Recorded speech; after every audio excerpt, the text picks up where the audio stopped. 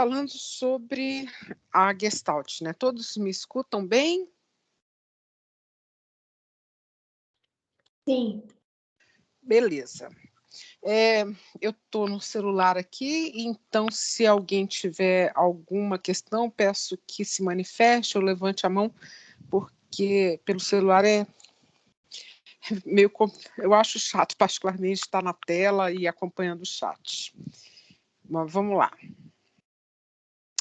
Então, nós estávamos falando sobre a Gestalt, né, como a psicologia da forma, né, como eu diria até que a Gestalt, ela, não diria que ela inaugura, como se ela até inaugurasse, né, a área de percepção, né, ela vem aí como uma das principais e seminais teorias de percepção área da psicologia, né, então quem estuda percepção com certeza, né, estuda esse capítulo, essa questão da Gestalt, né, qualquer livro de percepção vai trazer essa seção, né, e uma coisa que eu queria chamar a atenção, que historicamente, porque assim, a psicologia cognitiva tem como data de aniversário 1958, como um ano, né, data-se um ano, né, como se fosse falar assim, um ano em que a área foi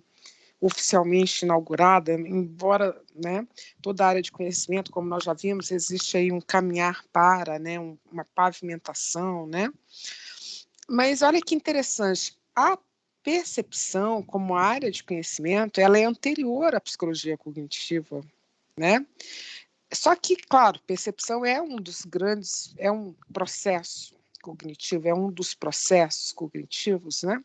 Mas essas questões relacionadas à interpretação, né, à organização da informação, né, uma área com identidade própria, na verdade. A percepção é uma área com identidade própria, né, que nasce até mesmo antes da própria psicologia cognitiva. Então, só para ressaltar aí a importância, né, dessa discussão. E nós aqui na psicologia, para além da disciplina obrigatória, psicologia cognitiva, que aí o pessoal da psicologia está fazendo, tem a disciplina percepção, que também é uma disciplina obrigatória. Eu sei que pelo menos um aí dentre vocês já cursou essa disciplina, né? E é uma disciplina pesada, é uma disciplina de 6 créditos, com atividade prática, né?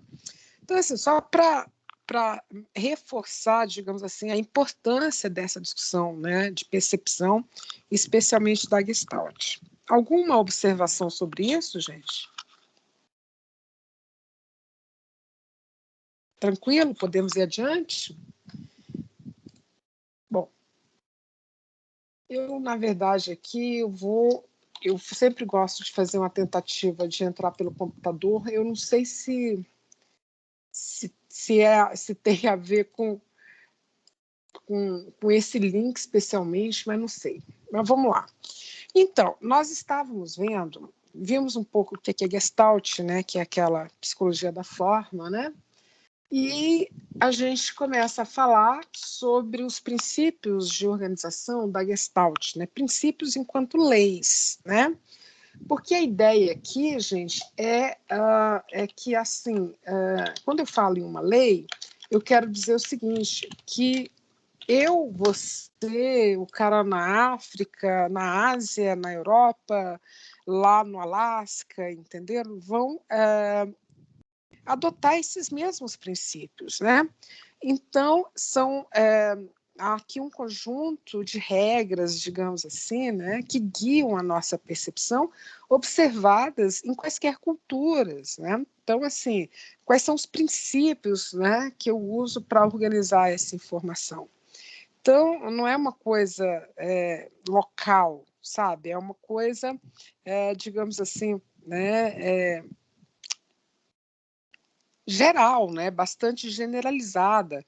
E até mesmo supõe-se que sejam princípios inatos, ou seja, nós nascemos ou nasceríamos com a capacidade, né, em termos de funcionamento cerebral, como se nosso cérebro tivesse sido programado para organizar as coisas dessa forma, né? Ok, pessoal, só me deem só um tempinho aqui para uma breve tentativa. Vamos ver se dá eco aqui. Deixa eu ver aqui. Rapidinho, tá, gente? Eu vou sair rapidinho e vou tentar entrar novamente.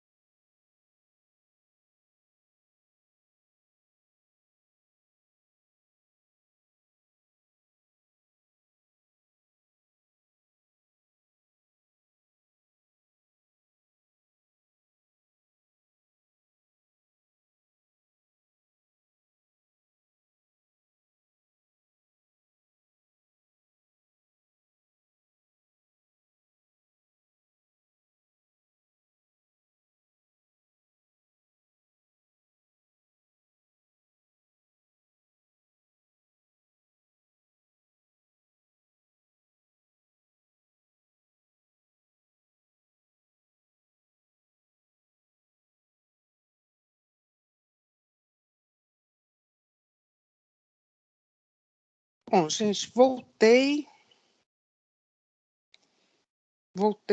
Estranho, porque quando eu tento entrar pelo computador, eu não sei se é porque eu baixei um aplicativo para gravar aula e, e sempre aparece o ícone desse aplicativo e fecha o meu microfone.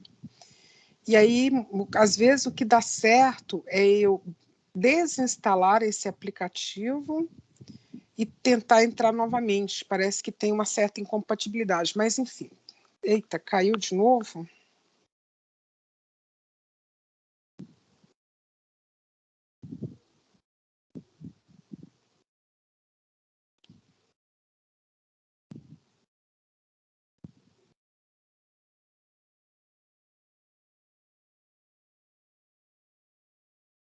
Só chegar no slide aqui, gente. Então, todos me ouvem, né? Tá tudo certo, gente? Ok. Restabelecer, vamos por aqui mesmo. Então, assim, a ideia, então, nós estávamos falando desses princípios que supõem-se ser inatos, né, como princípios ou leis, né, que regem, né, digamos aí, a forma, não só minha, mas de todos nós, né, de organizar a informação. Então, uma dessas primeiras leis fundamentais da Gestalt é a lei da pregnância. O que quer dizer isso, né? É a ideia é o que resume, digamos assim, um conceito da boa forma, né? Seria assim aquela organização psicológica da boa forma. Então a gente vê ou percebe melhor, né? Tem uma interpretação, digamos assim, é mais rápida essa organização, essa interpretação.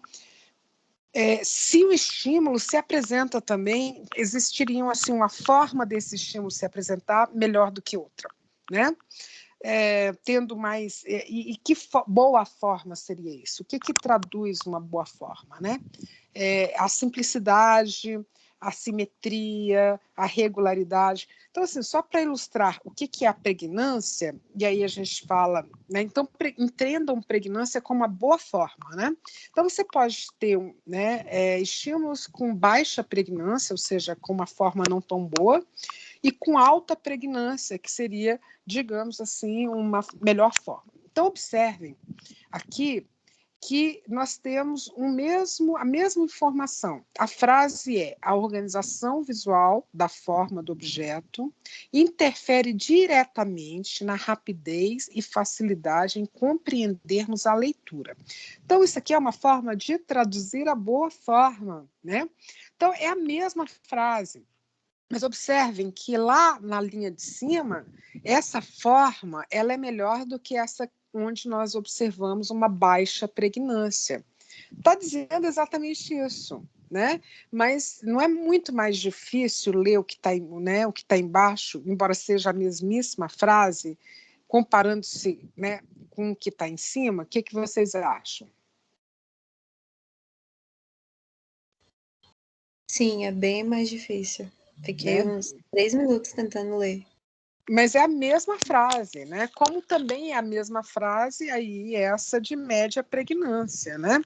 E, gente, isso obviamente tem implicações, né? Então, o pessoal do design adora essa discussão, né? Eles, com certeza, eles se interessam muito em cursar a disciplina percepção, que a gente sempre vive um dilema, um problema até, né? Porque é uma disciplina muito, muito procurada por pessoas de diversas outras áreas. Vem muita gente do design, vem muita gente do desenho industrial, quer dizer, né?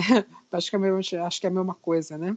Vem muita gente da engenharia, né? Porque essa é uma questão que Gestalt, esses princípios da Gestalt, né, são importantes, né, para essas diversas áreas, né?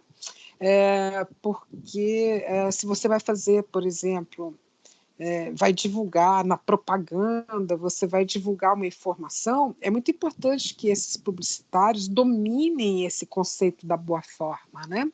Porque se a ideia é fazer com que o produto, né, ou que a informação seja mais rapidamente, mais facilmente compreendida, eles estão falando de pregnância, né, de uma alta pregnância.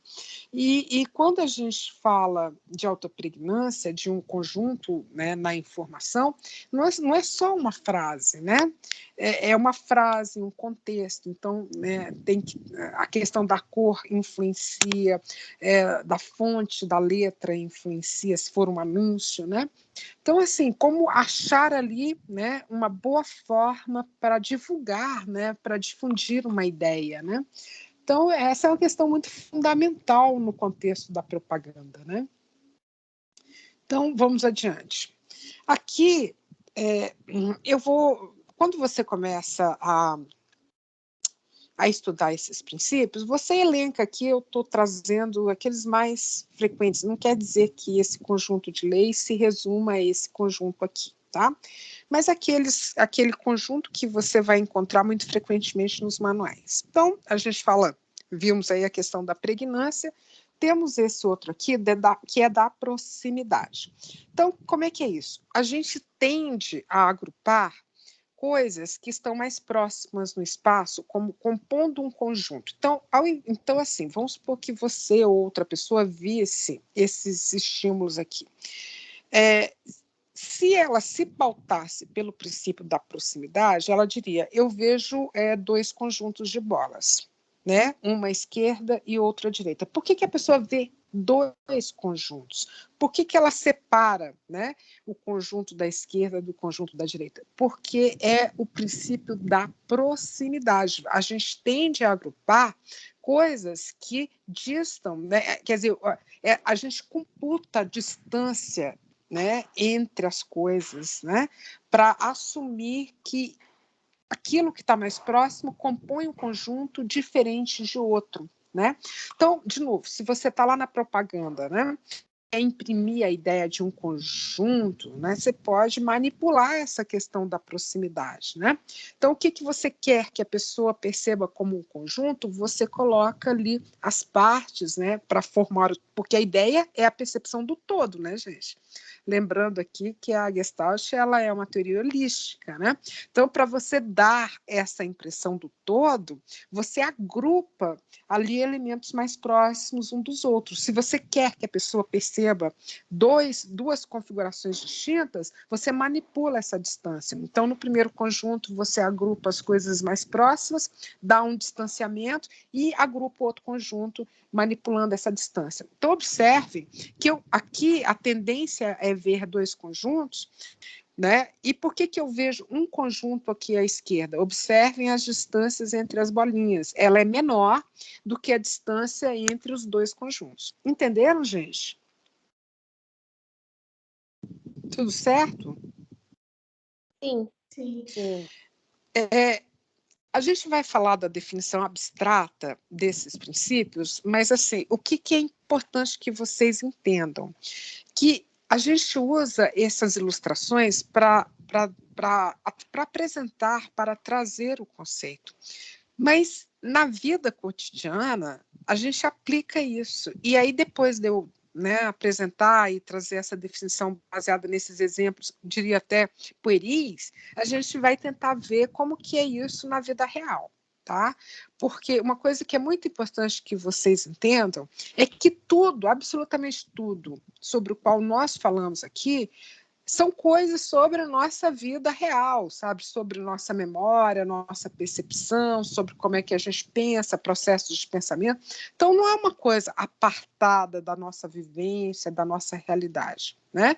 É porque, para você pensar numa estratégia didática para apresentar o conceito, você ilustra, né? E simplifica nessa ilustração. Mas o que eu quero dizer, pessoal, é que a gente usa a proximidade para interpretar as coisas, sabe, cotidianamente. Então, daqui a pouco vem essa leva, ou talvez já na sequência, não, já na sequência, né, feita essa introdução. Então, quantas famílias podem ser identificadas nesta figura? Vamos lá, gente. Famílias. Quantas famílias vocês veem aí? No saguão do aeroporto. 4. Uma. Sim, boa. Bom, é porque, de novo, aí eu acho que isso tem muito a ver com o próprio conceito de família, né? Quem contou uma desconsiderou que os indivíduos... Como é que vocês organizaram? Não, mas aí não vai ser 4, vai ser 5, né? Ou não, tem um casal ali, talvez, não sei. Não, porque olha só... esqueçam lá os planos de fundo. Vamos pensar só aqui nas figuras, ou seja, naquilo que é colorido. Isso também, nem tinha visto o fundo. Mas vamos lá, em relação aos personagens coloridos dessa figura aqui, vou fazer de novo a pergunta, quantas famílias vocês veem? 2. Hã? Desculpa, é porque eu não vi mesmo. 2? Vejo 2. Uhum. Mas alguém vê, né, conta famílias, um número diferente de famílias aí? Eu vejo uma. Eu também vejo uma. Mas veja bem, percepção, interpretação, né? Porque é interpretação. Aqui a gente está falando de atribuição de significado, né? E é processamento top-down, né? Então, não quer dizer que eu esteja certa e a outra pessoa errada ou vice-versa, né? Porque a gente está falando de um processo psicológico, né? De atribuição de significado, que carrega uma grande carga de subjetividade, né? Porque o que nos interessa é entender exatamente o efeito dessa subjetividade, o peso dessa subjetividade, né? E percepção é isso, né? É atribuir um significado, né? Então, tentar entender como é que isso acontece. Vamos lá, quem viu duas famílias, me identifique as duas. Quais são elas? O moço sentado com o computador e a moça em pé. Eu acho que me fez aproximar os dois porque parece que ela tá esperando alguma coisa dele, observando ali o computador. E para mim, família, independente se tem filho ou não, criança ou não, acho que Um casal já é, para mim, uma família. Entendi. Não, sim, claro, né? Porque ninguém considerou família esse sujeito terno à esquerda, quer dizer, ele pode ter uma família, mas ela não está representada aqui, né? Esse sujeito na frente com o computador, né? Pode ser que o casal ao fundo, né, seja uma família, pode ser que sim, pode ser que não, mas uma coisa que eu acho que todos concordaríamos, que esses três no centro aqui fazem uma família. Todos concordam com isso? Mesmo que paire aí uma certa dúvida em relação a esse casal mais à direita, concordamos que esse do centro aí é uma família, é ou não é? Sim. Gente, isso, vejam bem, isso é se pautar na proximidade, porque se essa criança tivesse do lado desse cara de azul de terno, né, a gente poderia assumir que ela fosse filha dele, que ela é da família dele, não da família do casal ali. Né? Se essa moça tivesse um tiquinho mais próximo do cara lá à direita, talvez não hesitássemos em considerar aí mais uma família. Então, vejam bem como nós usamos a informação proximidade para, né, criar um todo, né, configurar a informação para termos uma percepção do todo mais holística, né? E como isso afeta a nossa organização da informação. Quer ver um outro exemplo muito recorrente? Isso acontece muito comigo, né? Se eu vou a um shopping e entro numa loja, é muito frequente eu ouvir a seguinte pergunta: vocês estão juntas? Da atendente. Todo mundo já deve ter passado por essa experiência, ou não?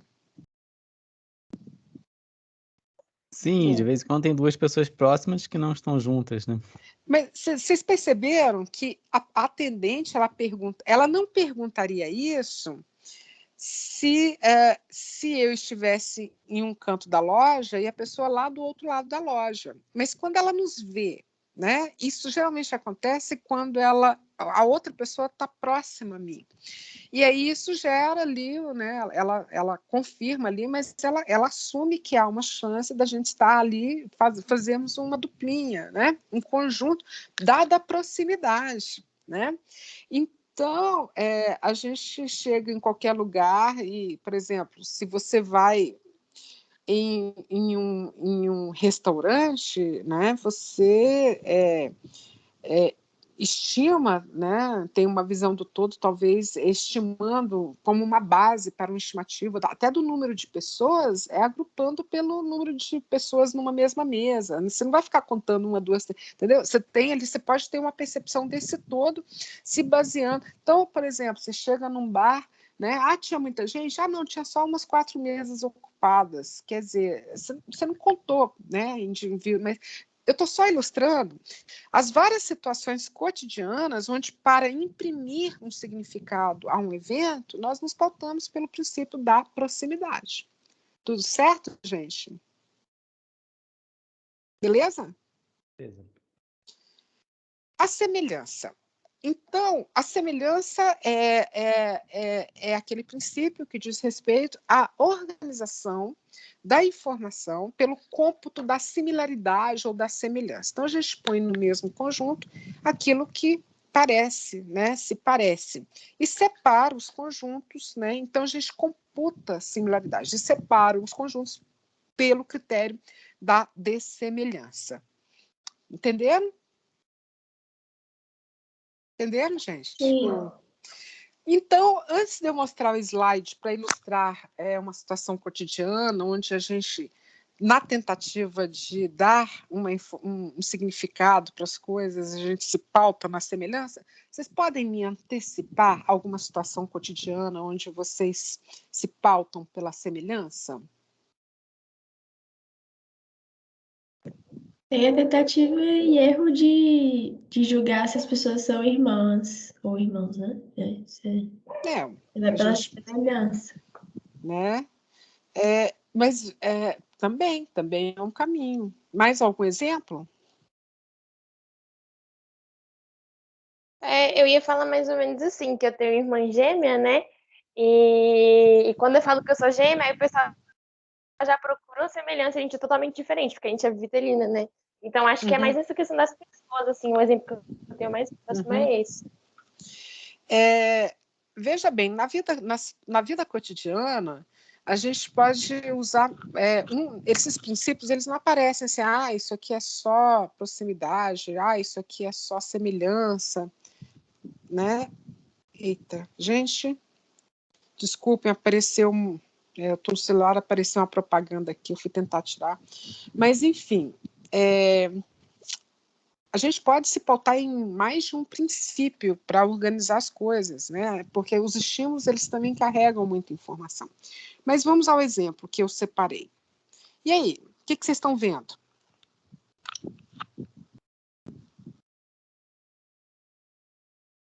Qual a interpretação dessa imagem? 2 times de futebol. E como é que você sabe que são 2 times?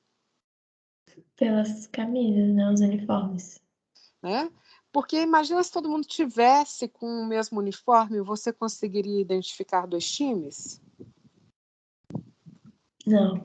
Né? Então aqui então quando você está vendo um jogo de longe no campo de futebol ou pela TV, há ali uma manipulação desse, né? Porque, ou seja, vocês conseguem ver que é importante que os times tenham uniformes distintos, porque para garantir uma boa pregnância, para garantir uma boa forma, né? Ou seja, né?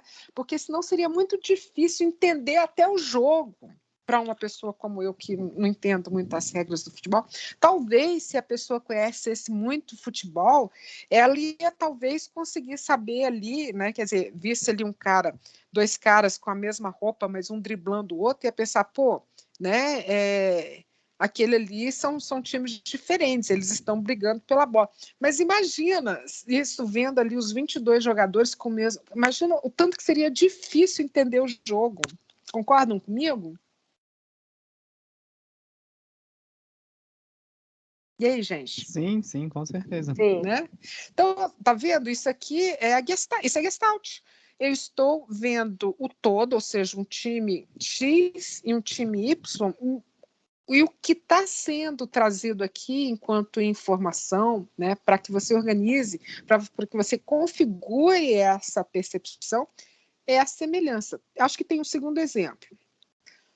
Se você fosse uma aluna, se essa menina fosse uma aluna, que curso ela faria na UNB? Vamos supor que você está vindo aqui pela UNB e aí visse uma figura como essa. Gente, quando vocês Da psicologia. Filosofia, provavelmente. Biologia. Artes. Eu do acho que é um pouco direito. da psicologia. Vocês acham que ela é do direito? Não. Não. Então vejam vocês que os nossos julgamentos estereotipados também se baseiam muito, né? E preconceitos, porque o preconceito isso é um preconceito, né, gente? Porque o preconceito, ele pode ter, é uma atitude, né? Então ele pode ter um valor positivo ou um valor, digamos assim, uma valência, ele pode ser positivo ou negativo, né? E o preconceito nada mais é do que um conceito anterior ao conceito, né?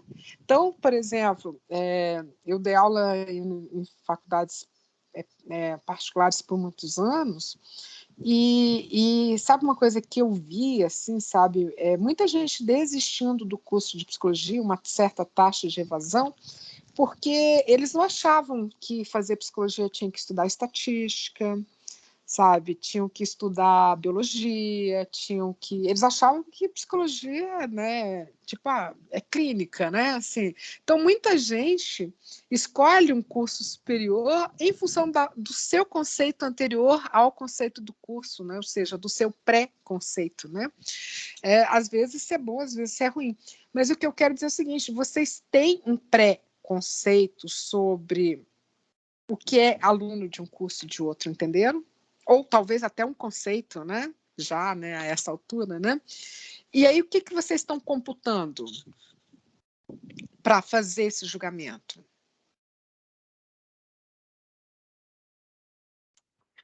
As roupas.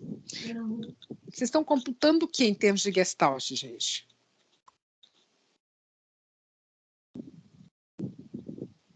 Conjunto de elementos, né? Tá, mas, de novo, isso é semelhança. Semelhança com É outros. semelhança. Entendeu? O que vocês estão computando é semelhança. Então, essa menina, eu a coloco no grupo desses estudantes ou daqueles, porque... então, ninguém falou que ela é uma aluna do direito. Por quê? Porque ela não se parece com alunos do direito. Né? Ela não tem nenhuma semelhança com alunos do direito. E da medicina? Não. Pode até ser, sim. Pode ser, né, que tenha. Pode ser que tenha alguém assim no direito também, gente. Né? Não, entendeu? Entenderam o que é percepção? Isso não quer dizer que você não vai ter um aluno de direito assim, ou uma aluna da medicina assim. E isso não quer dizer que você não vai ter na psicologia uma pessoa super careta na forma de vestir, assim, super, né, digamos assim, vestida como se fosse do direito, entendeu? Entenderam? Então, assim, eu trouxe intencionalmente essa ilustração para mostrar que a gente tenta o tempo todo entender o que está acontecendo à nossa volta. Isso é atribuir significado, isso é percepção.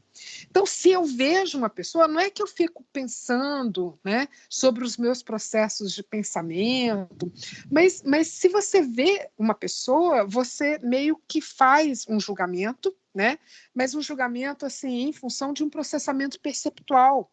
Você mais ou menos infere, né, que essa pessoa, né, é aluno da UNB ou não é, e de que curso ela é ou não, né, com base na semelhança. Quer dizer, né, pode ser que existam outras informações aí, mas a gente computa semelhança o tempo todo, mesmo que a gente não perceba que a gente esteja fazendo isso, a gente usa esse princípio, essa lei, para organizar a informação perceptual. Entenderam? Entenderam, gente? Sim. Então, vamos adiante. Ainda agrupando aquilo que é semelhante. Eu peguei vários exemplos para ilustrar aonde nós temos a aplicação do princípio da semelhança. O que vocês veem aí? O número 16. Você só vê porque, em termos de organização perceptual, você considerou... Quer dizer, aqui tem outros aspectos gestálticos importantes, tá? Mas isso aqui, você vê um 16 porque aqui, na verdade, há um conceito também de figura-fundo, né? Mas porque o que permitiu esse agrupamento? Cores, entendeu? Cores permitem agrupamentos. Entenderam, gente?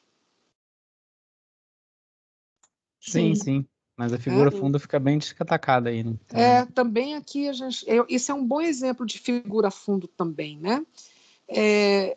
Mas aqui a gente pode pensar nisso como também manipular a informação, assim, o que eu quero que a pessoa perceba. Vamos supor que você seja um publicitário, né?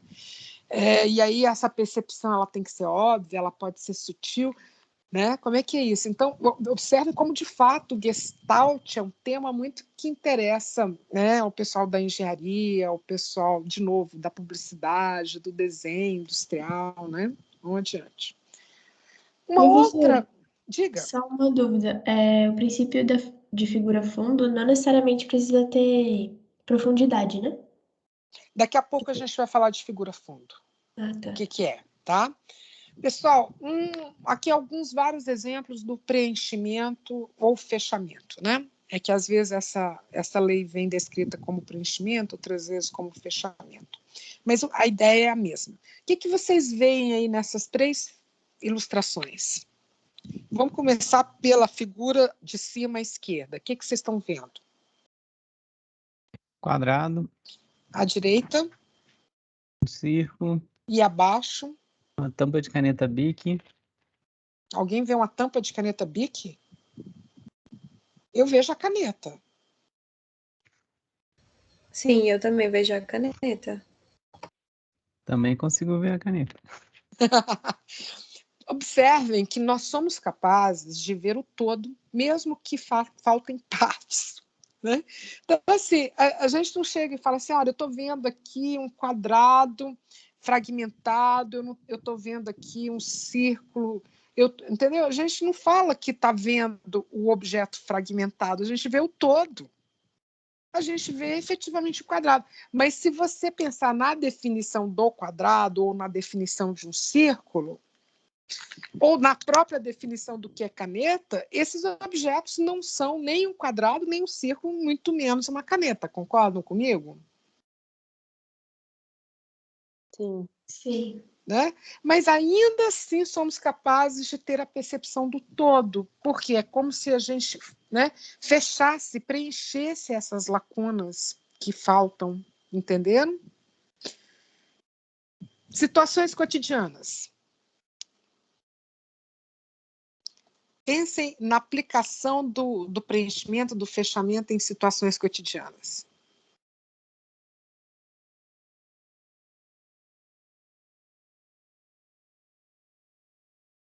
Eu pensei em uma, por exemplo, se eu vejo um casal que não está tão próximo assim e estão se evitando de alguma forma, então eu já penso que eles podem estar brigados ou tenham brigado mais cedo. Então, esse é um bom exemplo, né? Quer dizer, a gente tende a completar, a preencher, a fechar o percepto, mesmo na ausência de muitas informações. Sabe aquele cachorro que a gente viu lá na aula passada? Lembram do dálmata? Lembram? Sim. Aquilo é fechamento também, né? A gente vê o todo, mesmo que falte parte, né? Esse é um bom exemplo, né? Ou quando a gente vê um filme que a gente nunca viu, mas sabe exatamente como é que vai terminar. Isso é fechamento, né? Ou quando sabe, uma mãe observa o relacionamento da filha e sem ter bola de cristal, ela chega para a filha e fala, minha filha, não faz isso, não continua esse relacionamento que vai acontecer isso, isso, isso, isso. Ou quando a amiga também... Isso é fechamento. Né? A gente fecha, mesmo que faltem partes, mesmo que a informação não esteja completa. É o meu caso também lá, que eu relatei para vocês, né, de processamento top-down, para ilustrar o que era processamento top-down, lá no supermercado, né? Então, eu posso ter ali um percepto completamente equivocado, mas eu mesmo faltando informações, eu atribuí significado e me pautando muito em preenchimento ou fechamento. Entenderam? E, bom, vamos... Oi? Diga. Não, sim, era só guardando. Bom, continuidade. Então, aqui alguns exemplos de continuidade. Você tem aqui, nessa ilustração da esquerda, esse desenho aqui, como é que vocês descrevem esse desenho aqui, tá? Da esquerda. Ele vou olhar a linha de baixo. Vocês veem esse desenho como sendo essa ilustração mais abaixo ou a ilustração acima? Entendeu? Depois de ter visto sinal de igual e diferente, eu só consigo ver mais igual ou acima. Na verdade, o que eu quero dizer é o seguinte, eu vou voltar nessa ilustração, mas qualquer criança faz isso. Tem aqueles, né, aqueles livrinhos de passatempos. Então, você tem aqui o Chico Bento tentando salvar o peixinho, ele tem um caminho A, B, C e D. E o caminho A, B, C e D está emaranhado, tá ali tudo embolado.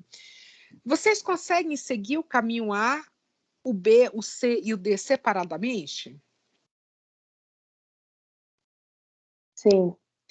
Então, porque a gente consegue ver a continuidade, mesmo que haja interposição na figura, entendeu? Então, assim, vamos só para ilustrar, a gente tem o caminho A. Então, o caminho A, me acompanhe, ele passa por baixo de um outro caminho, aí ele passa por baixo do mesmo caminho que ele passou antes, não é isso? Vocês estão conseguindo acompanhar o caminho A? Sim, sim. Né? Então, quer dizer, como que a gente faz isso, gente? Porque, assim, você está acompanhando uma informação, aí vem uma coisa que se interpõe, sabe? Rompendo, promovendo até uma ruptura desse caminho. Mas como é que a gente consegue, ainda assim, reencontrar o caminho? Entenderam? Quer dizer, a gente tem uma percepção de continuidade. Gente, o que está na base, né, isso aí, claro que nesse exemplo, especialmente, eu tenho aqui uma mistura de continuidade e de pregnância. Concordam? Porque quando eu olho para essa figura aqui da esquerda, eu estou falando de continuidade, mas observem que existe uma forma melhor do que a outra, ou seja, é uma questão de pregnância também. Né? Mas eu trouxe para ilustrar mais a questão da continuidade. Né? Então, quando você vê esse todo aqui, você fala, são duas linhas que se cruzam. Eu vejo uma linha íntegra que é inclinada e eu vejo uma outra que é sinuosa, passando por baixo ou por cima, gente?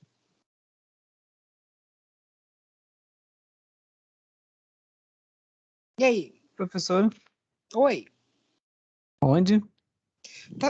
Agora na esquerda, né? Quando se eu só mostrasse esse desenho da esquerda sem o sinal, né? Sem a informação que vem depois dos sinais de igual e diferente, você descreveria assim: eu vejo duas linhas, uma inclinada e a outra sinuosa, que se cruzam. Não é assim que a gente vê? Sim. Uhum. Né? Mas aí teve uma colega que falou que vê as duas no chat. Que vê as duas formas, mas vê as duas formas porque há aqui uma indução. Entendeu? Aposto que vê porque é como se fosse assim, existe aqui, por exemplo, se eu quisesse promover um priming, eu poderia apresentar essa imagem de baixo e depois apresentar essa imagem da esquerda como alvo, eu estaria, talvez, promovendo um priming, entenderam? Em termos do que a gente está falando? Eu estou hipotetizando. Sim. Isso é uma hipótese que eu estou trazendo. Se a pessoa vê, é porque, vamos supor que experimentalmente eu fosse conduzir um experimento sobre o priming em percepção. Eu poderia apresentar uma figura, uma configuração, né, quer dizer, um conjunto de estímulos que destoa da boa forma e com isso conseguir um priming para que você tenha esse percepto e não aquele que é mais intuitivo, mais baseado na boa forma e principalmente na continuidade que a gente ilustra aqui, entenderam? Sim. Eu ia falar isso, professora, porque eu consegui ver a primeira, a de cima, né, que o sinal de igual não está cortado. Aí depois, quando eu recortei as imagens de baixo e me esforcei, eu consegui ver. Então, foi esse para mim mesmo. Eu decidi no que focar para encaixar as imagens. Entenderam? E a gente começa a ver qual o lugar do priming na percepção, né? Mas, assim, de novo, eu com esses exemplos, eu quis trazer, eu quero reforçar, quero ilustrar de uma forma muito clara duas coisas, né? Uma, gente, é vida real isso aqui, tá? Então, pode parecer lá que quando você estuda Gestalt, eu estudei lá as leis da alta pregnância, da proximidade, eu sei que é agrupar por semelhança, proximidade, agrupar por proximidade, mas isso é vida real. A gente está falando de atribuir significado, de organizar a informação em um todo, em uma Gestalt. Entenderam? Né? Então, isso daqui é vida real. Né? E dois, eu quero, com esses exemplos, que vocês comecem, sejam convidados, se sintam convidados a entender, né, são muito ilustrativos esses exemplos, a entender do que a gente está falando. A gente está falando de processamento da informação. Tá? A gente está falando de como é que eu atribuo o significado para alguma coisa. Entenderam? Sim. Né? Isso daqui é um processo psicológico. Tá bom? É um processo psicológico. Pessoal, antes de ir adiante, eu falo muito em processamento da informação, esse em si é um conceito árduo. Então, para a gente que é professor, né, explicar o que é processamento da informação não é uma tarefa que eu acho exatamente fácil. E eu venho falando disso o tempo todo, vai ser muito uma pauta recorrente aqui, né, na minha fala, né? Vocês entendem esse conceito de processamento da informação? O que é um processamento? Se vocês fossem dizer conceitualmente, o que é um processamento? A organização das informações que você recebe a partir das vias ascendentes de cessação para dar significado a essas informações. Isso já é mais um resultado desse processamento, né? Mas, assim, o que significa processar uma informação? É a velocidade que os dados vão ser processados, assim. Isso é velocidade de processamento, mas o que é processamento? Para mim, enfim, eu falei mais longamente, mas para mim é a organização da informação. Não deixa de ser. Eu vou dar alguns exemplos. Eu sempre tento, como professor, eu sempre fico, tá vendo como é um conceito, é uma coisa que todo mundo fala, acho que até entende, tem uma compreensão, né, em termos até já tem essa organização perceptual, há um significado, né, quer dizer, não é uma coisa que a pessoa desconhece. Mas vamos lá. Vocês têm um multiprocessador em casa? Sim. O que um multiprocessador faz? Ele transforma os alimentos em diferentes formatos. Ele transforma, tá? Então, por exemplo, vamos pensar não no sistema, a gente vai chegar no sistema cognitivo, mas vamos pensar no sistema digestório. Durante a digestão que é feita pelo sistema digestório, o alimento é processado? Sim. Sim, né? E como é que é isso? Descrevam rapidamente esse processamento. Quebra em partes menores a partir de ações enzimáticas.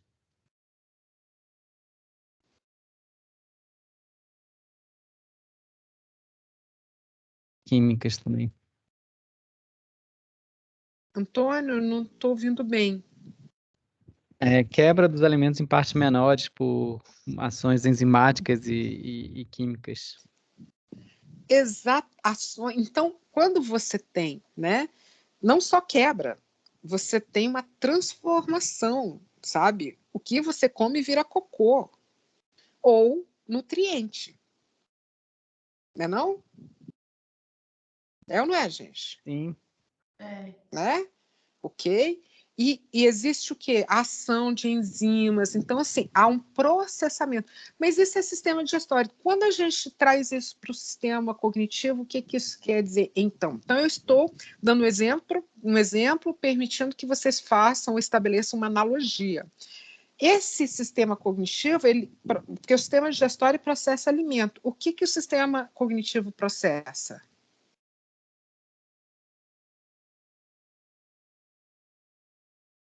Os estímulos.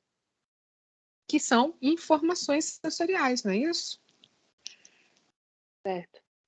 Então, a partir do momento que a gente começa a falar lá do código eletroquímico, a gente começa a falar desse processamento. Só que no início dessa história é um processamento neural, tá? Aqui, quando a gente entra para o campo cognitivo, o processamento ele é cognitivo, ou seja, a gente não vai explicar porque, na verdade, existe um gap aí, uma certa lacuna em como é que a gente traduz esse código. A nossa discussão ela não vai se aprofundar, né, nesse ponto, né? Como é que a gente traduz aquele código neural em um código cognitivo. Mas a ideia é falar de como é que aquela informação que foi um estímulo luminoso, que penetrou a minha retina, chegou, e aí eu estou vendo o Chico Bento em um emaranhado de linhas, entenderam? Então, eu já estou falando aqui naquilo que subjaz o processamento da interpretação.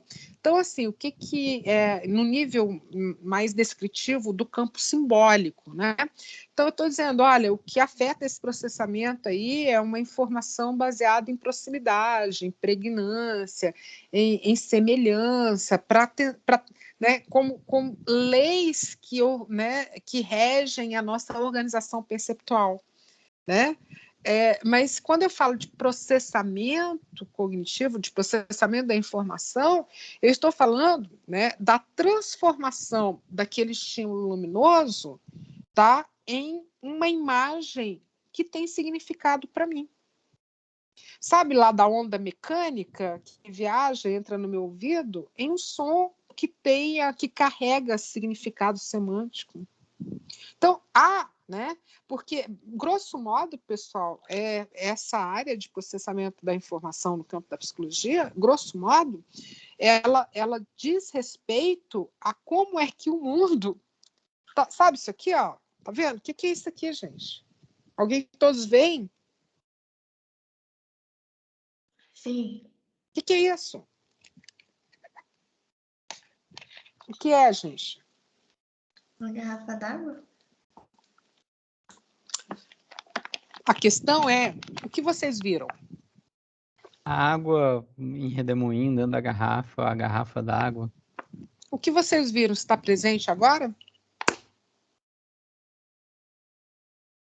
Não, mas a gente consegue Não evocar tá. da memória. E conseguem falar sobre isso que aconteceu hoje e amanhã? Sim. A grande questão, portanto, é como é que esse mundo todo vai parar dentro da cabeça da gente. Então, para que o mundo entre aqui dentro da minha cabeça, vejam bem, não é o mundo, concretamente, que está entrando dentro da minha cabeça, né? Então, a gente assume que essa informação visual gerou um estímulo que foi processado inicialmente pelo seu sistema visual, mas a partir do momento em que você, né, decodificou esse código eletroquímico e viu uma garrafa com água em redemoinho, né? Então houve assim o registro dessa informação. Então como é que houve, né? Que sequência de transformações foram essas que permitiram que o mundo fosse transposto para a sua cabeça, para as nossas cabeças, para as nossas mentes. Então, é sobre isso que a gente fala em psicologia cognitiva, gente. Né? A gente sabe lá no sistema digestório que você tem boca, faz parte do sistema digestório? Faz ou não faz? Sim. Depois. Depois, gente. Laringe ou faringe. E depois esôfago, e depois estômago, e depois intestino, né, nas suas várias partes, entenderam? Sim. E em cada uma dessas partes do sistema digestório, essa informação, quer dizer, essa informação não, esse alimento é processado, não é isso? Então, a digestão começa na boca pela liberação da saliva, que traz enzimas já na boca, correto? É ou não é, gente? Sim. Né? Sim, Aí lá sim. no estômago, outras enzimas, outros processos, a absorção vai se dar no intestino. Então, assim, ao longo do processamento do alimento, você tem um sistema composto de partes e cada uma dessas partes responde por um aspecto desse processamento. Gente, sistema, né, processamento cognitivo é a mesma coisa. Quando eu falo de processos de sistema cognitivo, eu vou ter processamento perceptual, eu vou ter processamento mnéstico, ou seja, né, o papel da memória. Eu vou ter, né, um outro tipo de processamento que é, né, linguagem. Eu vou ter, entendeu? Então, o sistema cognitivo, assim como o sistema digestório, ou seja, né, quando eu falo de processamento da informação, eu vou ter diferentes processos cognitivos trabalhando em conjunto para processar a informação. Aqui a gente está vendo o que é percepção, o que é memória, o que é representação mental, o que é atenção. A gente vai ver esses processos, mas esses não são os únicos. A gente, não sei se eu já comentei com vocês, essa disciplina, antes, ela era todo manual assim, ó, de psicologia cognitiva. Tá? Ou seja, ela incluía todos esses capítulos aqui, sabe? Dessa versão até antiga. Percepção, atenção, memória, processos mnésticos, representação mental, linguagem, resolução de problemas, raciocínio, tomada de decisão. Todos esses são processos cognitivos ou de conhecimento que compõem esse sistema de processamento da informação. Só que, obviamente, ele tem uma natureza muito mais abstrata do que o sistema digestório. Entenderam, gente? Sim. Então, assim, eu sempre gosto de recuperar esse conceito ao longo do curso para que vocês tenham a oportunidade, assim, eu não tenho a expectativa de que, nesse momento, vocês vão ter uma ampla compreensão do que a disciplina é, da sua proposta e tal, mas eu vou entrando, sabe? Vou entrando com a informação. Mais para frente, tendo uma oportunidade, eu recupero mais alguma coisa e vou ajudando vocês na estruturação, porque eu até vejo isso como um processo, quer dizer, como processo é uma coisa que leva um certo tempo, né? Tem uma certa... Ele é gradativo por natureza, né? Não é uma coisa papumba, né? Todo processamento envolve etapas, demanda um certo tempo que é variável e tal. Eu vejo a aprendizagem é definida como um processo, né? Então, assim,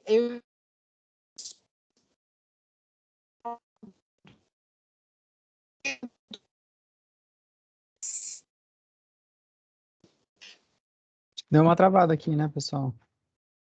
rever os próprios conceitos de vocês. Professora, deu Vocês uma... perderam. Deu uma travadinha aqui. Mas até onde vocês me acompanharam? Acho que essa Pessoal, última fala não deu para entender quase nada, professor. Eu estava dizendo que a aprendizagem é um processo. E que eu sempre, na disciplina, ao longo da disciplina, eu vou reforçando o que é a psicologia, o conceito mesmo do que é processamento, do que é psicologia cognitiva. Assim, que vocês tenham tudo isso que a gente... Tá travando de novo. De aprendizagem. Eita! Gente, faz assim, será que eu tento entrar pelo computador? Mas vocês entenderam que a gente está falando de um processo. A gente está falando, gente, de um processo de aprendizagem, né? Que é processo. Quando a gente fala de processo de aprendizagem, isso significa que as coisas, elas não são assim, sabe? Tipo, eu não uma coisa que exige um processo, sabe? Né? E isso é aprender. Então, a minha preocupação é que vocês aprendam uma coisa de psicologia cognitiva. E eu não tenho a expectativa que essa dimensão vai se dar de um para o outro. Então, sempre que eu tiver uma oportunidade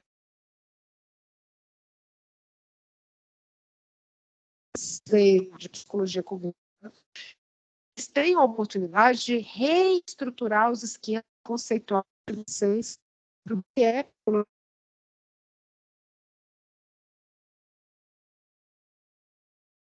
Professora? né?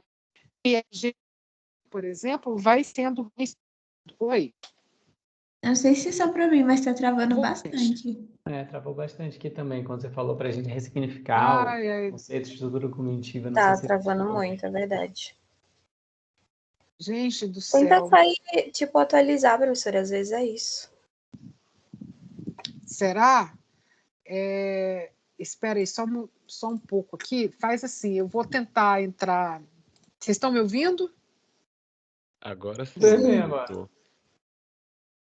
Mas o problema pode ser recorrente, né? Eu tenho que trazer um computadorzinho que tem em casa, que mal ou bem é uma opção, né?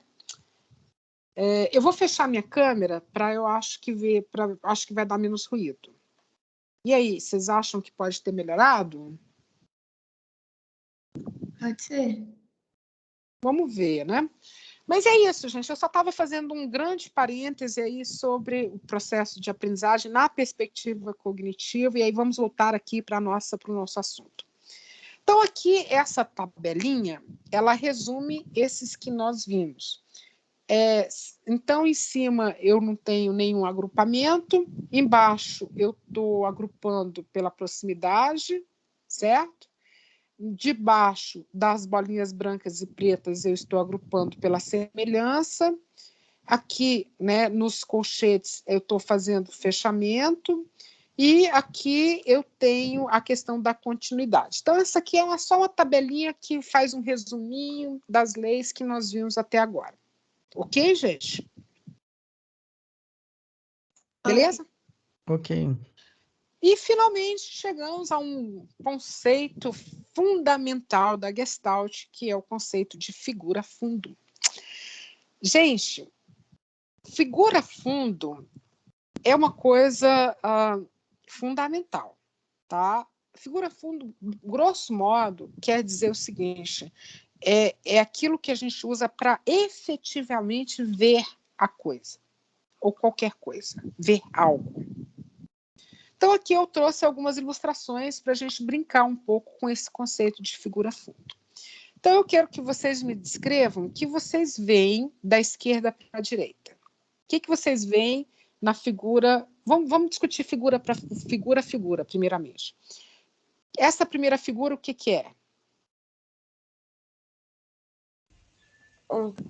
Duas pessoas quase se beijando e também uma flor.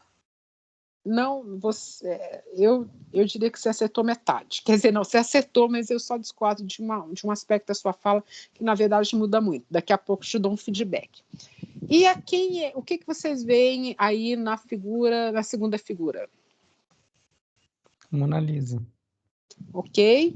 E dois mais pássaros. De novo, erro Bico a conceitual. bico, né?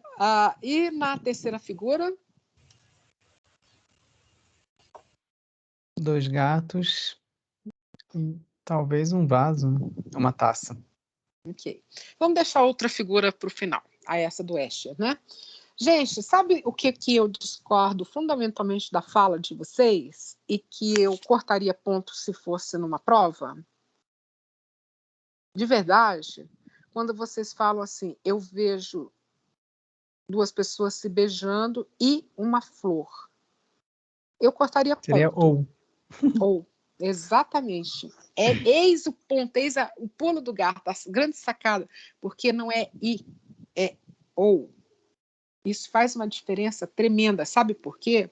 Porque o conceito de figura-fundo significa que você vê uma coisa ou outra, entendeu? Isso não é simultâneo. Essa percepção ela não é simultânea. É por isso que o e, né, como uma conjunção aí aditiva, está errado.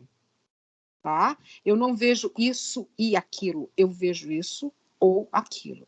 Vai depender de como é que eu ajusto esse contraste de figura-fundo.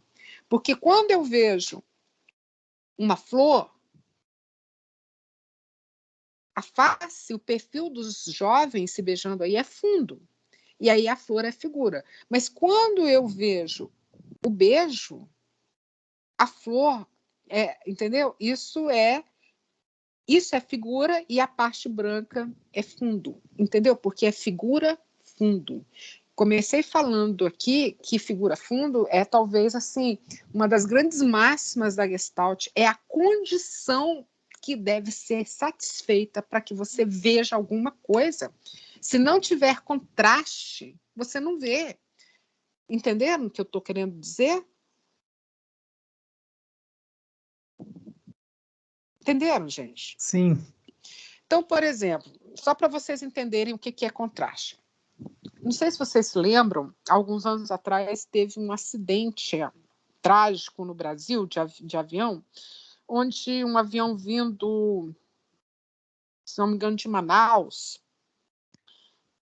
houve uma coisa incrível, né? Houve, na verdade, uma colisão no ar desse avião grande com um jatinho. Lembram desse acidente? Sim, Foi em sim. 2000, eu me lembro da data exatamente porque foi em 2006, um dia antes da minha sobrinha nascer, e eu lembro que a gente estava no hospital esperando o nascimento dela e só se falava disso na TV. Então eu tenho assim até a lembrança da data, né? Mas porque já tem mais de 10 anos, né? Mas se vocês se lembram disso, como assim? Se você olha, são dois aviões que se chocaram, não foi uma colisão frontal, né? Tanto é que o jatinho não caiu, né? Mas a questão é o seguinte: se você o piloto do avião grande morreu, mas o piloto do jatinho não viu o avião grande. Como assim você não vê um avião grande, gente? Por que vocês acham que ele não viu?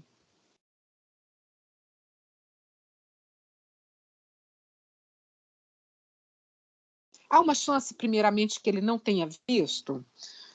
Ou isso é uma baita lorota? O que vocês acham?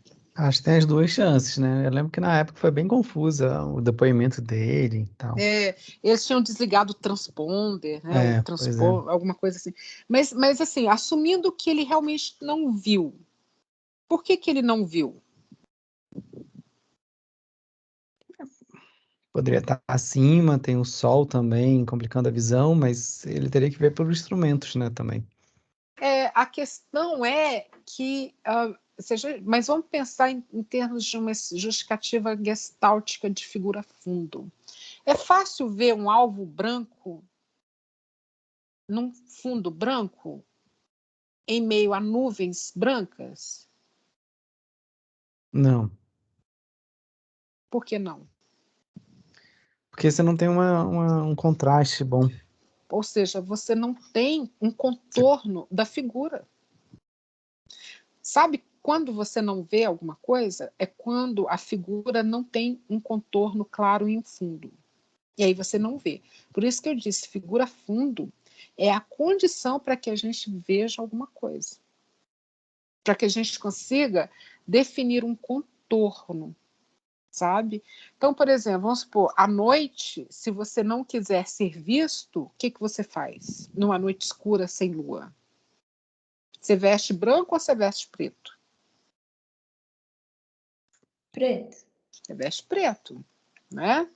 Então, assim, a ideia é se misturar ao fundo. É o princípio mesmo da camuflagem, né? A camuflagem acontece quando a figura não se distingue do fundo. É isso que é camuflagem, tá? Então, e aí o erro aí na fala inicial de vocês é que a gente consegue alternar. A gente vê... O que a gente vê é o que conceitualmente nós chamamos de figura.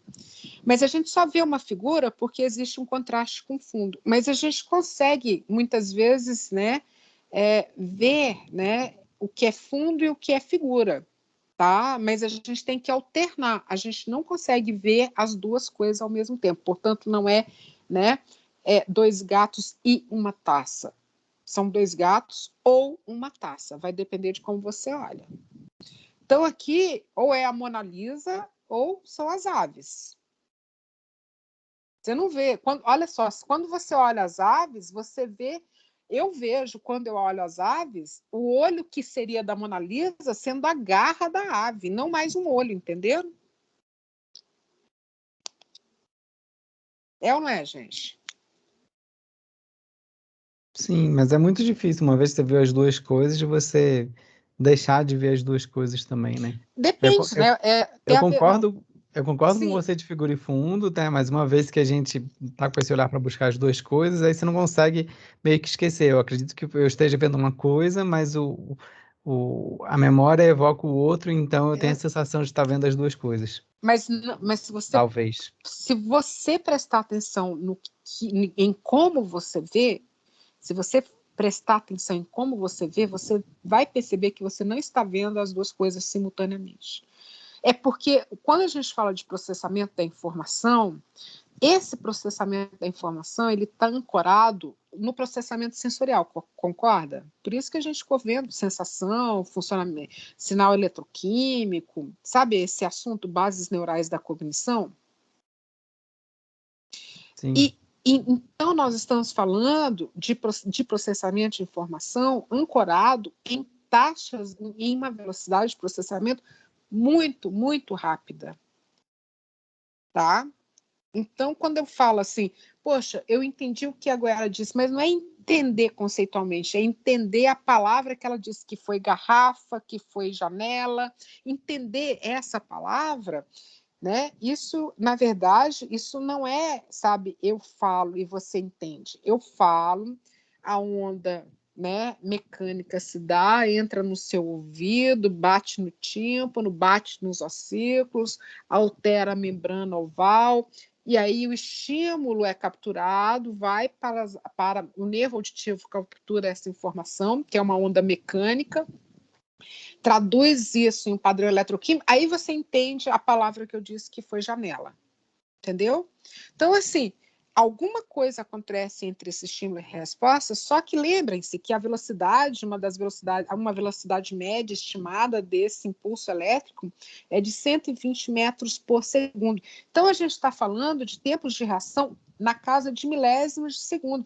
Então, assim, a dificuldade aqui é você perceber conscientemente, né, dada esse tempo de ação muito rápido, que você está vendo coisas diferentes, mas na verdade você está alternando essa sua imagem. Não tem como você ver, mesmo sabendo que tem duas imagens ali, as duas simultaneamente.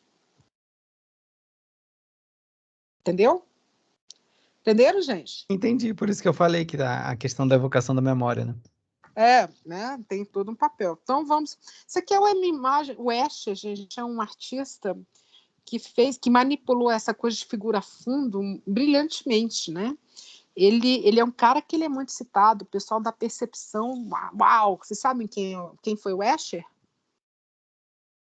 Há alguns anos ele veio uma exposição dele aqui para o CCBB. E genial, né? Porque ele manipulou muito essa questão da percepção, né? Então, assim, de novo, aqui é figura fundo. Se você olha para o fundo branco, você vê certos animais. Se você olha para o fundo preto, você vê outras coisas. O Escher manipulou isso brilhantemente, né? Aqui, só para vocês entenderem o que é figura fundo. O que vocês estão vendo aí nessas imagens?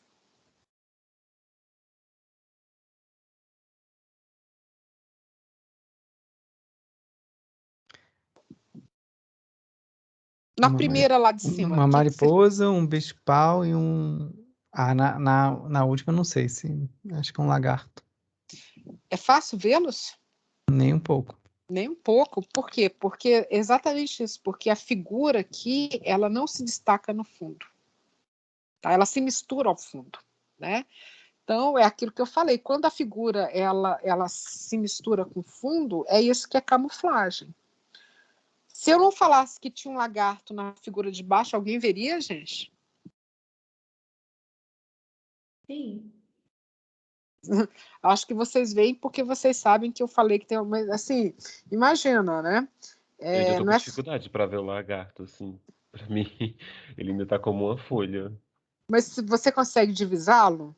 Consigo enxergar parte dele, mas pra mim ainda continua parecendo uma folha, assim. Uma folha Mas que parece um lagarto, não um lagarto que parece uma folha. Esse né? é o meu ponto de partida. Mas isso aqui eu só trouxe para ilustrar o que é esse jogo de figura fundo, entendeu? Quando a figura ela se mistura ao fundo, você deixa de ver. Então, por isso que figura funda, assim, para que... Gente, figura funda, eu estou trazendo exemplos muito visuais, mas isso pode se relacionar a qualquer modalidade sensorial, tá? Então, por exemplo, um som, né? Para que eu consiga entender um som, ele tem que ser distinguível, sabe? Ele tem que se destacar em um fundo. E assim, eu acho fácil de ver, mas é uma fotografia, né? Isso aí no habitat natural não tem nem condição. Não, você passa por... você passa ali, se esse lagarto for venenoso, azar o seu, entendeu? Você não viu, porque um jogo de figura fundo, né? Entenderam? Então, eu estou trazendo exemplos muito visuais, mas cotidianamente, isso aqui pode falar o cheiro, né? Um cheiro que se destaca é o cheiro que é figura, tá? E ele se destaca em fundo, ok? Se for um cheiro, né? Enfim, isso, então vamos supor que você seja uma pessoa que vai sentir os sabores de um vinho. A gente viu lá em sensação que nós temos nas papilas gustativas, elas têm sensibilidades distintas em função da posição na língua. Então, se eu quero sentir o sal, isso para mim é figura.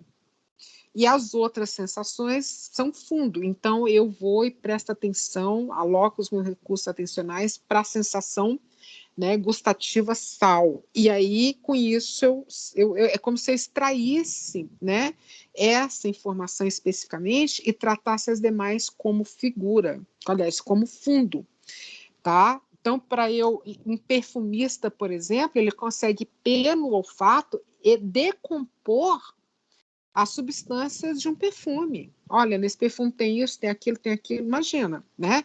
Como é que ele consegue fazer isso? Porque ele porque, ou seja, é a percepção. Para ele precisa de destacar, quer dizer, o que ele extrai individualmente.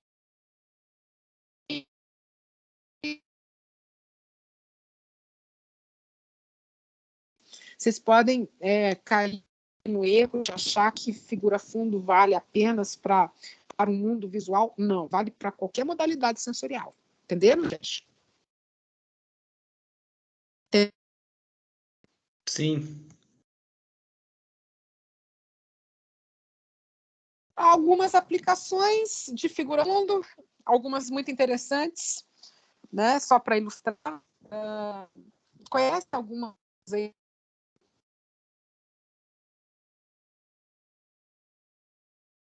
Agora, olha que interessante. Aqui a gente tem figuras do mas tem os princípios da Gestalt. Por exemplo, esse mobile aí. Fundo, não tem?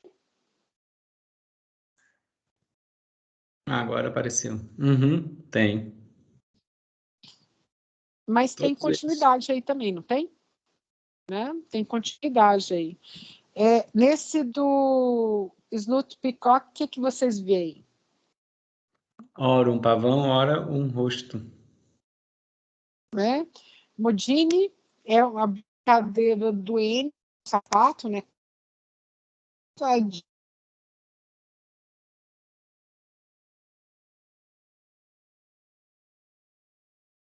Estilo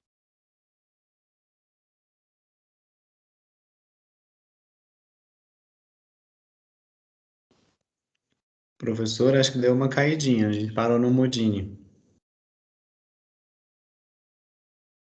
né? Várias dessas leis aqui você tem uma aplicação. O que vocês veem no Adidas, gente?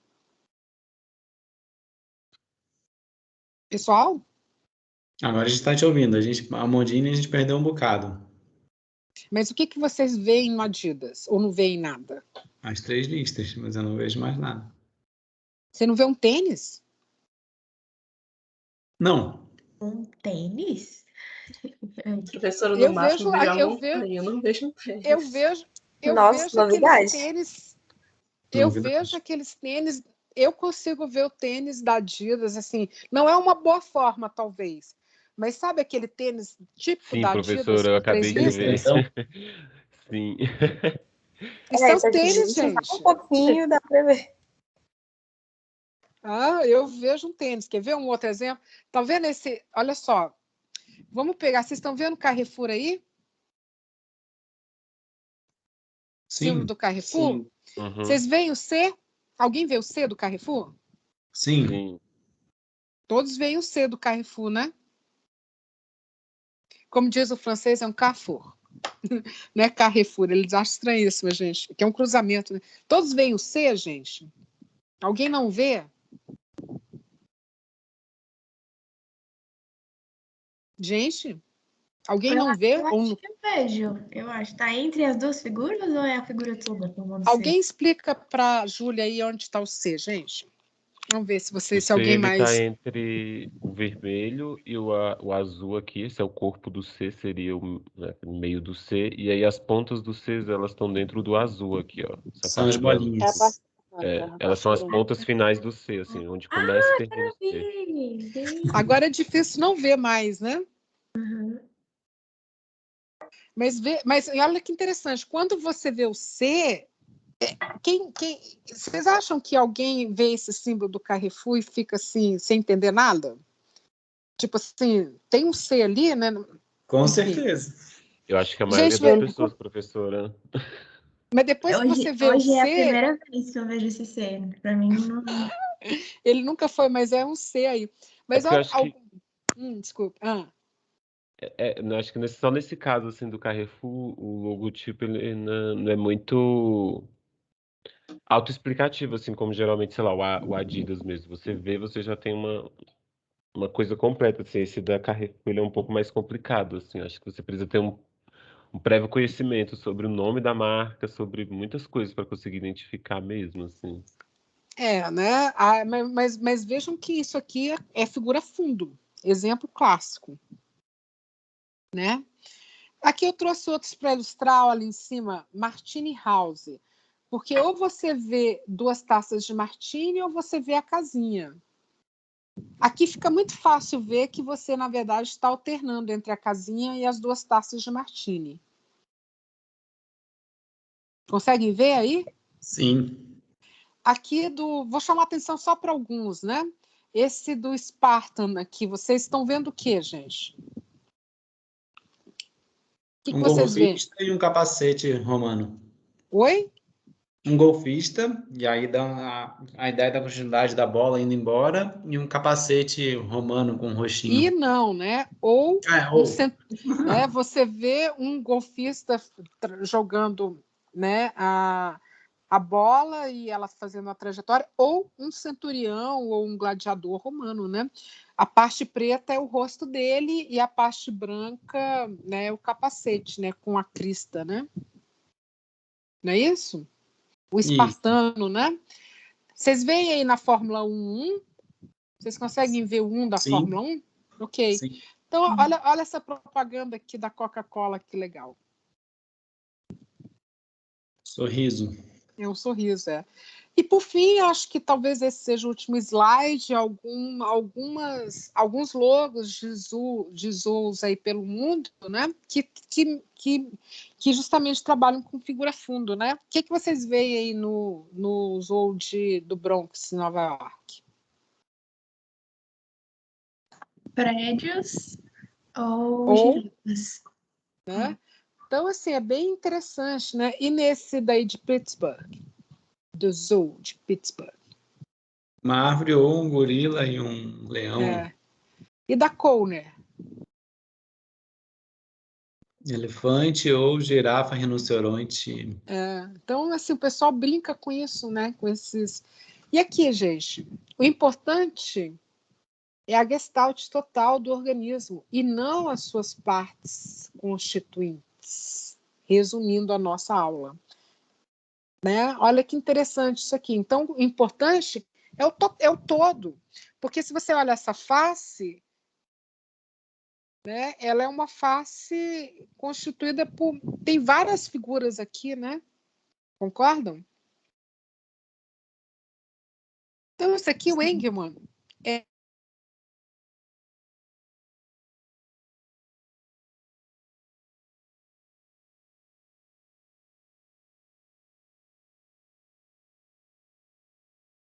Professor, você caiu de novo. Você ia falar do Engelmann, se é que você está me ouvindo. Pessoal? Pronto, agora você voltou. Você ia falar do Engelmann. Eu acho que até vou disponibilizar como um capítulo complementar aí no nosso conjunto da referência, que eu cheguei a prever anteriormente essa possibilidade de disponibilizar um material, né, auxiliar. E esse texto é bem interessante, é um artigo mesmo, breve, né? E eu transcrevi aqui uma parte desse capítulo. Bom, primeiro tem essa fala do Engelmann nesse artigo de 2002, na página 12, né? O importante é a gestalt total do organismo e não as suas partes constituintes. Então, uma pessoa, eu vou só também, eu transcrevi aqui também da página 12 esse trecho do artigo, que é o seguinte: uma pessoa que vi há 5 anos e que vejo hoje em dia não apresenta quase nenhuma parte igual, pelo menos com relação à sua formação básica, os átomos. Ter a afirmação contemporânea deste fato. Falei com meu colega Mena Barreto, que por sua vez entrou em contato com o bioquímico Chuck Farah,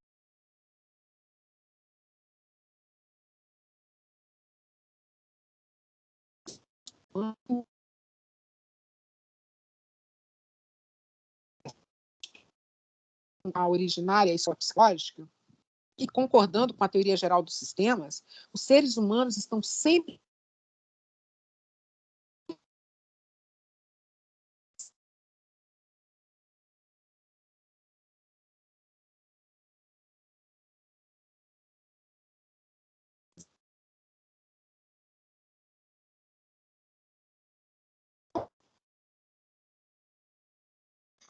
Professora, travou de novo, mas eu consegui ler a citação, muito boa.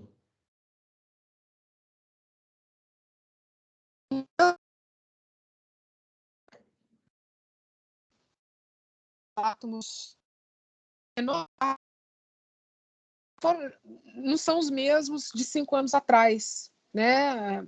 Em termos de transformação. E ainda assim nós somos os mesmos, quer dizer, não é bem os mesmos, né? Mas assim, eu continuo sendo a Goiara, né? Quem me conhece há muitos anos vai dizer que vê uma estabilidade no meu comportamento, na minha personalidade, mesmo que meu corpo, pelo menos no nível molecular ou bioquímico, tenha se transformado completamente nos últimos 5 anos.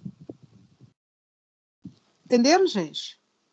Então, o importante é o todo, né? E o todo é mais do que a soma das partes. Gente, alguma dúvida? Não. Alguma dúvida? Não. Oi? Não.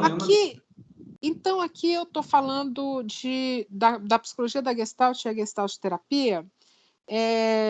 Vou tentar ser rápida, né? Porque a Gestalt é aquela escola da psicologia que surgiu antes da Gestalt terapia, com explicações com aplicações em várias áreas, como no design, na publicidade, né?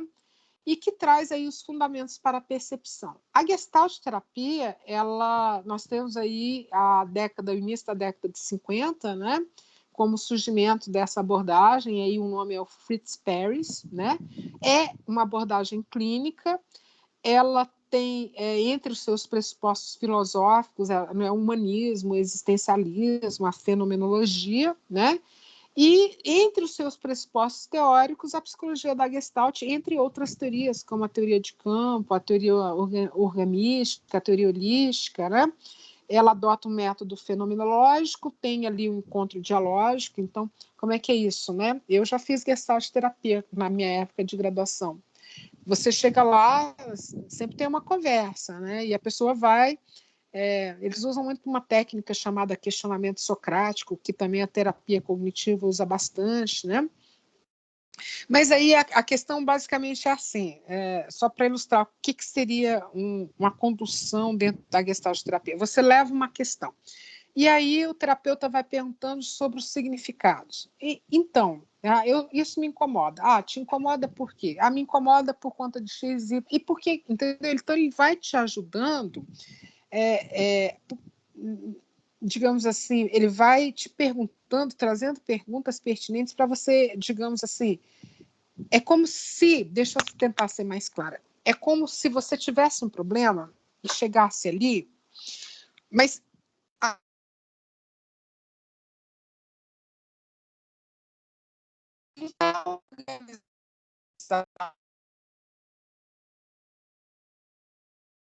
Professora, travou de novo.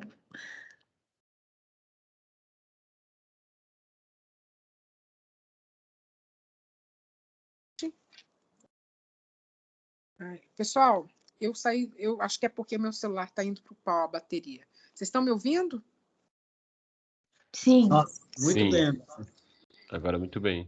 Então, eu estava falando da Gestalt. A Gestalt é muito assim, sabe? É como se você tivesse as informações, mas elas não estão organizadas. Então, quando você integra essas informações e tem essa awareness, essa consciência, você tem um insight. É como se você tivesse aquela experiência. Ah, entendi finalmente por que isso me incomoda. Ah, entendi finalmente a relação que isso tem, que antes eu não tinha uma clareza, não tinha um vislumbre claro dessa relação. Entenderam? Seria como você esmiuçar, né? Da onde vem esse... Mais do que, veja bem, do que esmiuçar é integrar. Entendeu? Você integra, porque sendo Gestalt, porque a Gestalt terapia, é importante que vocês entendam que Gestalt terapia, ela não é exatamente a mesma coisa que Gestalt aqui na psicologia. Mas essa teoria da Gestalt, Wertheim, Köhler, enfim, tudo isso que nós falamos, tem aplicação, tem uma influência no método clínico gestáltico, tem lugar.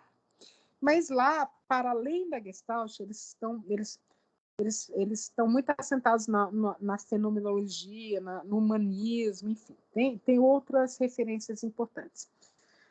Mas tá, então como é que é ver a Gestalt no contexto da Gestalt terapia? É que às vezes as pessoas elas têm problemas, elas conseguem falar sobre esses problemas, né? Mas assim, você vê que parece que quando ela fala do problema dela, é como se as coisas estivessem muito soltas, muito fragmentadas. Então, como que essa terapia funciona assim, né? Quando é que a pessoa vai ter um insight? Quando tudo isso que parece confuso, desorganizado e solto, finalmente se relacionar e ter ali um encaixe, uma organização, uma configuração. E aí é isso que para os gestaltistas, está na base do que eles chamam de awareness, ou seja, essa tomada de consciência, que pode ser súbita, pode ser, como um insight. Entenderam? Sim. Gente, que horas são, por favor? Temos ainda um tempinho, né? São 11h40. Então, temos uns 10 minutinhos. Bom, tem alguma dúvida sobre o que eu falei até agora? Ou não? Não, professora. Bom, então, só para a gente fechar aqui algumas coisas sobre percepção, a gente falou sobre a teoria de reconhecimento de padrões, né? Vimos algumas teorias, quero só que faltam pequenas informações. A nossa percepção depende muito de contexto também, né? Então, se você tem... talvez eu recupere isso na próxima aula, que já é uma apresentação, mas como vai ter só um grupo apresentando... então talvez seja mais interessante eu contextualizar isso na próxima aula. Pessoal, é o seguinte... Atentem, já que semana que vem começam as apresentações, para as instruções, inclusive sobre, né, a avaliação lá no nosso roteiro, lá na nossa ementa, tá? O que eu quero dizer com isso? Lá na ementa, se você entra no Aprender, já são listados alguns critérios para avaliação dessas apresentações. E um desses critérios de avaliação é o tempo de apresentação, que já está definido lá. Então, atentem para o tempo. E aí, de novo, eu vou me repetir em relação ao que eu disse lá atrás, quando eu comecei a apresentar esse curso para vocês, né? A gente trabalha muito com tempo, né? Tempo é um treino que é importante, porque se você for defender uma dissertação, uma tese, você tem tempo limitado. Se você é convidado para uma apresentação oral, até uma apresentação de painel num evento como Semana Universitária, você tem tempo. Então, a gente, né, tem tempo na vida acadêmica para as nossas apresentações. E isso é um critério de avaliação nos nossos debates coordenados. Feito? Instruções ou demais instruções estão lá. Então, por favor, né, atentem lá para o que é que eu vou considerar enquanto avaliação nesses debates coordenados. Alguma dúvida? Porque isso eu falei lá no primeiro dia de aula, né? Mas reforçando aí, tá bom? Alguém tem dúvida, gente? Não, tranquilo. Então, assim, eu já deveria estar falando de atenção a essa altura, eu atrasei um tanto, mas não tem problema, a gente tem aí uma certa flexibilidade na próxima aula, uma vez que seriam 2 debates, vai ter só um, né? Então, eu fico aí, né, com esse espaço, né, na aula que vem para terminar ou adiantar alguma coisa do conteúdo, e no segundo momento é a apresentação do grupo, tá bom? Beleza. Então, falou, gente, eu tenho que atualizar lá a nossa, no Aprender, né, que eu já baixei a aula da semana passada, mas não baixei lá no Aprender, e aí eu já vejo se eu baixo as 2 aulas hoje, tá bom? Tá ok. Abraço. Ô, professora, só comentar uma coisa aqui contigo, assim, já em off da aula. Hoje eu cheguei um pouquinho atrasado, depois eu vou baixar. Oi. Vou parar a gravação aqui. Tá. Uhum.